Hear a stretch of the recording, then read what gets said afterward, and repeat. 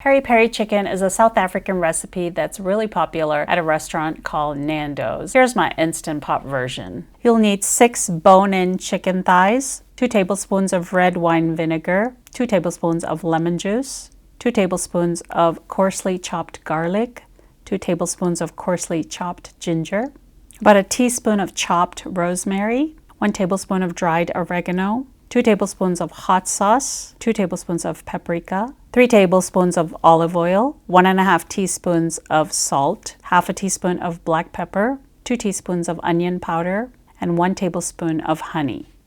To make the marinade, place all the ingredients in the blender and blend until the marinade is smooth. Place the chicken thighs in a large bowl and pour in the marinade. Scrape the blender jar with a silicone spatula to get all the marinade out. Marinate the chicken for 8 hours to overnight. If you're really short on time, try at least 4 hours and at the very least 30 minutes. Add 1 cup of water to the Instant Pot and pour in the marinade and the chicken. Pressure cook the chicken for 9 minutes on high pressure.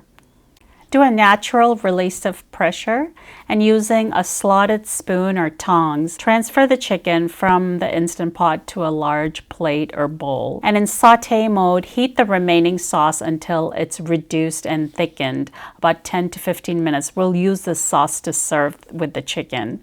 Let the chicken thighs rest while you do this. You can serve the chicken this way, or you can finish on the grill to give it the nice grill marks, and that would be just a couple of minutes on each side. I hope you enjoyed this recipe, and thanks for watching.